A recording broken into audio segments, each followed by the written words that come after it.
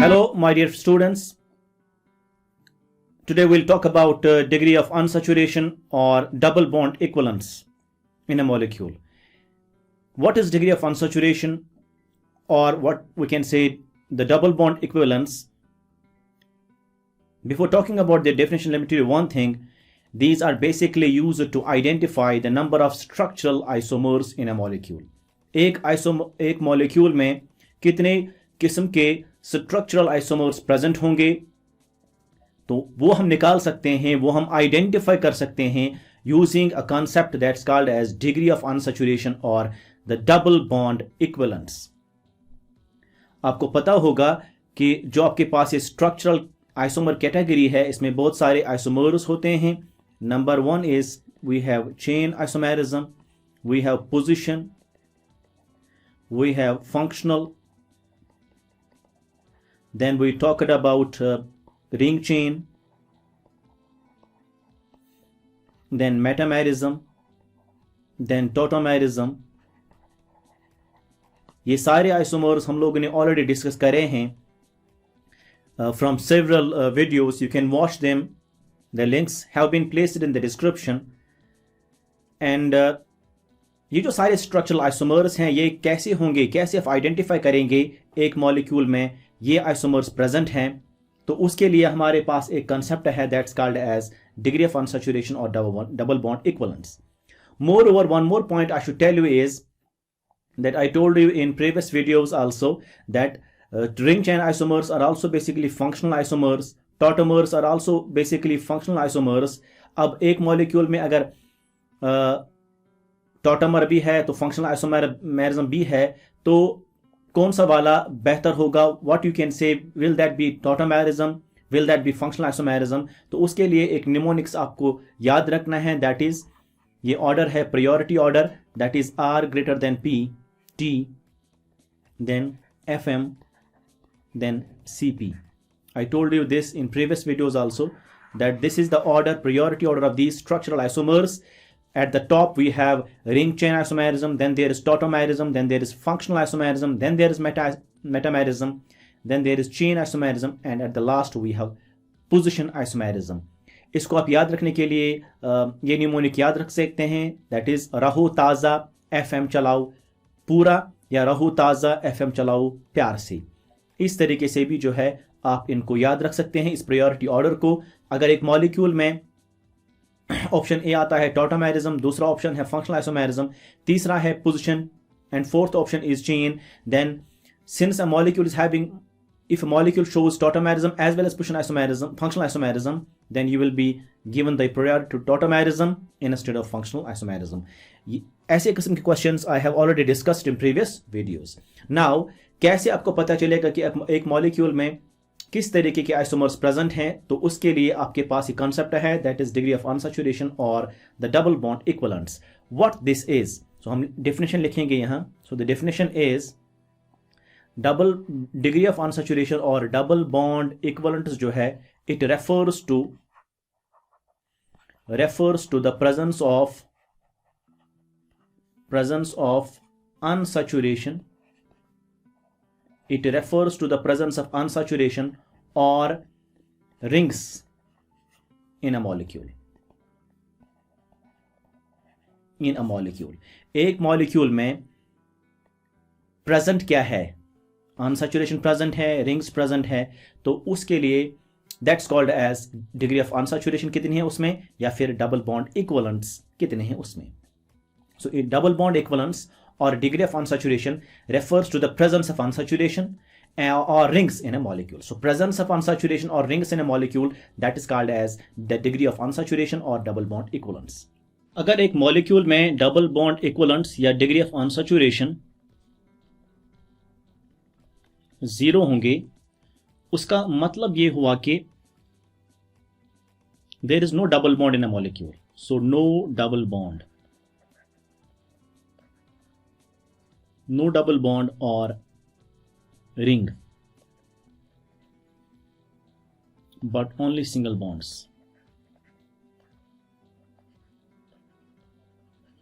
तो मॉलिक्यूल में खाली सिंगल बॉन्ड होंगे अगर DU 0 होगा, ये एक इंपॉर्टेंट बात है, आपको याद रखनी है, this is you have to remember. अगर डबल बॉन्ड्स, या फिर आपके पास जो है, हम दूसरे पेज पे लिखेंगे, will write on the next page here. So अगर आपके पास जो है डिग्री ऑफ अनसैचुरेशन या डबल बॉन्ड इक्वलेंट्स 1 होगा, then there will be one double bond in a molecule or one ring, one double bond या one ring होंगे उस मॉलिक्यूल में। मतलब ये कि अगर एक डबल बॉन्ड होगा तो आपको रिंग नहीं बनाना है, अगर आपको रिंग बनाना है तो you can not make a double bond. So एक डबल बॉन्ड होना चाहिए या फिर एक रिंग होना चाहिए, that's equal to 1। Now this is the next important thing you have to remember. Number third is अगर du or we can say double bond equivalents 2 के बराबर आएगा, then there will be 2 double bonds or 1 triple bond or 1 double bond। अगर एक ही double bond है तो एक ring जरूरी होना चाहिए, 1 ring, so plus 1 ring। This is very important. मतलब ये कि अगर डिग्री ऑफ अनसैचुरेशन 2 के बराबर आया है तब उसमें या तो 2 डबल बॉन्ड होंगे या फिर एक ट्रिपल बॉन्ड होगा। अगर आपने 2 डबल बॉन्ड के बदले एक ही डबल बॉन्ड बनाया है, then you have to make a ring also, because 1 double bond equals to 1 ring, 1 double bond equals to 1 ring. So अगर आपने 2 डबल बॉन्ड्स के बदले एक ही डबल बॉन्ड बनाया है तो एक डबल बॉन्ड के बदले आपको रिंग जरूरी बनाना चाहिए। So this is how the things goes. So these are the 3 important things. That is the first point is अगर डबल बॉन्ड इक्वलेंट्स या डिग्री ऑफ अनसैचुरेशन मॉलिक्यूल में 0 निकल करके आया है तो उसमें सारे सिंगल बॉन्ड्स हैं, देयर इज नो डबल और there is no ring at all, there is no unsaturation at all, there is just single bond. अगर उसमें जो है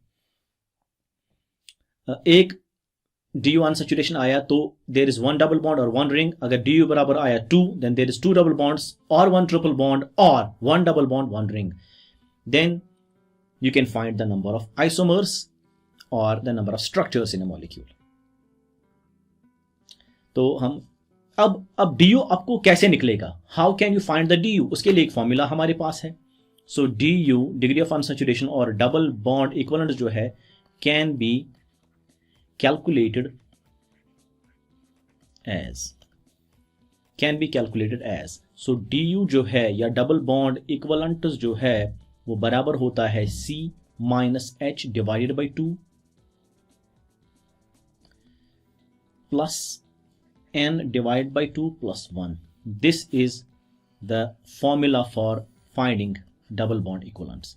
what is C means the number of carbons कितने हैं उस molecule में, नंबर ऑफ हाइड्रोजन्स कितने हैं उस मॉलिक्यूल में, डिवाइड करना है 2, नंबर ऑफ नाइट्रोजन एटम्स कितने हैं उस मॉलिक्यूल में, डिवाइड करना है 2 प्लस 1 करना है। So this gives rise to du। Once du is find you find du, you can identify the double bonds or the rings in a molecule।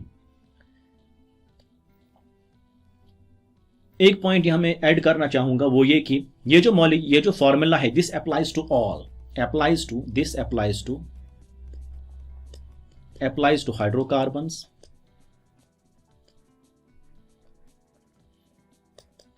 मतलब जितने भी हाइड्रोकार्बन्स हैं उसके लिए एप्लीकेबल है। ऑक्सीजन और सल्फर कंटेनिंग हाइड्रोकार्बन्स उसके लिए भी एप्लीकेबल है ये।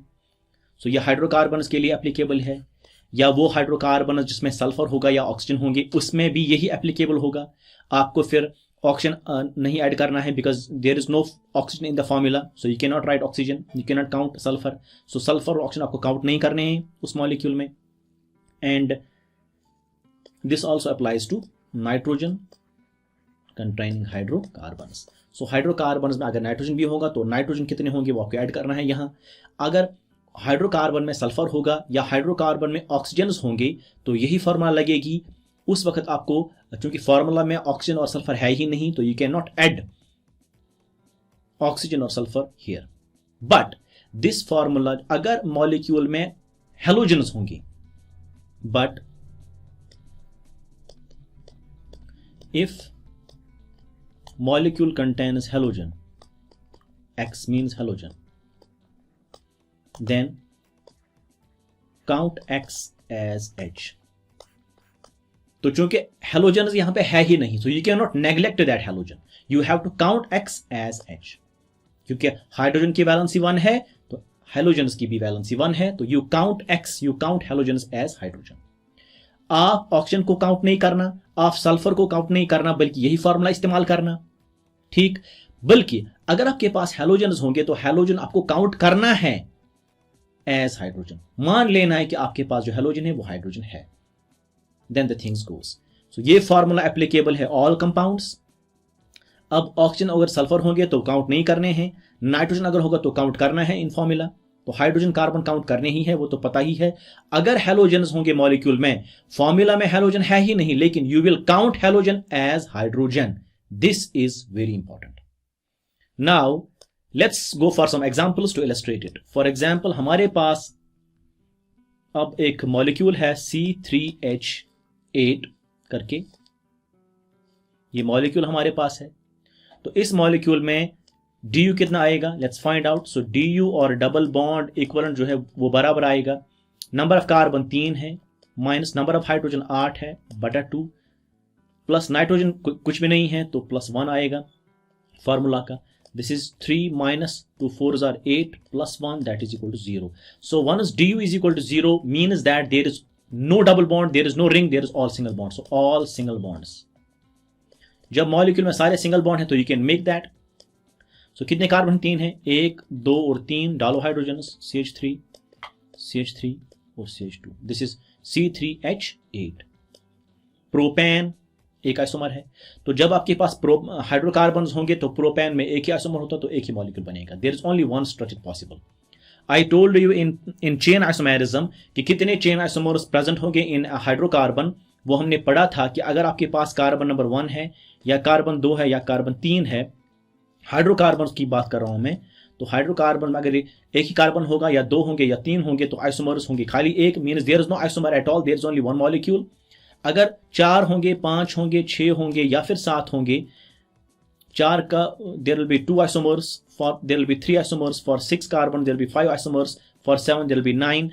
एंड अगर कार्बन होंगे आपके पास, अगर कार्बन होंगे 8, then there will be 18 isomers. अगर 9 होंगे तो 35 होगा, अगर 10 होंगे तब 75 होगा. ये हमने डिटरमाइन करे थे ऑलरेडी इन चेन आइसोमेरिज्म. आप वो वीडियो देख सकते हैं. उस वक्त हम लोगों ने फॉर्मूला क्या डिटरमाइन करी थी, the formula was number of chain isomers कितने होते हैं, दैट इज 2⁻n-4 + 1. ये करके ये एप्लीकेबल है ये formula from carbon number 4 to carbon number 7. 1 2 3 का एक ही आइसोमर, उनमें आइसोमर नहीं होते हैं. Carbon number 4 to carbon number 7 आप ये इस्तेमाल कर सकते हैं. For carbon number 8 the formula is 2⁻n-4 + 2. ये इसके लिए फॉर्मूला है, तो इसके लिए फॉर्मूला है 2⁻n-4 + 3. तो इन सारे आइसोमर्स को जमा करके आपको 75 निकलेंगे फॉर 10. तो ये हमने ऑलरेडी डिस्कस किया है इन चेन आइसोमेरिज्म. वो वीडियो आप देख सकते हैं. The description has been placed in the link has been placed in the description. आप वो देख सकते हैं. एनीवेज एक ही मॉलिक्यूल निकला इसमें. नेक्स्ट एग्जांपल हम लेंगे. So we have another example to find out. The example would be C4H10.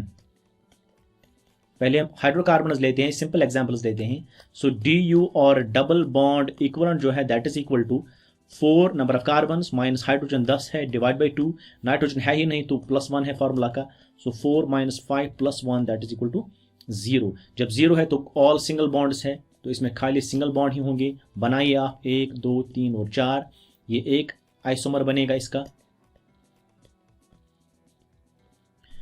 ये ब्यूटेन है. दूसरा आइसोमर ये बनेगा, this are the chain isomers. और तीसरा खाली दो ही बनेंगे, this are the chain isomers. This is butane, this is isobutane. तो 2 आइसोमर्स बनेंगे. वो तो इससे भी पता चला आपको, और वो तो आपको ऑलरेडी पता है ही, जब 4 कार्बन हैं तो 2 आइसोमर्स होते हैं. This is how you find double bond equivalents and the corresponding isomers. Next example हम लेंगे क्लोरीन वाले सिस्टम की. हमारे पास है C3H7Cl. ये वाला compound, so du will be equal to number of carbon 3 है माइनस नंबर ऑफ हाइड्रोजन कितने 7। लेकिन आई टोल्ड यू अगर हेलोजन होंगे तो हेलोजन हमें काउंट करने हैं एज हाइड्रोजन, तो इसको भी मान लीजिए हाइड्रोजन, तो 8 बनेगी टोटल में। So 8 divide by 2 plus 1, because nitrogen है ही नहीं, is equal to 3 minus 4 plus 1 that is equal to 0।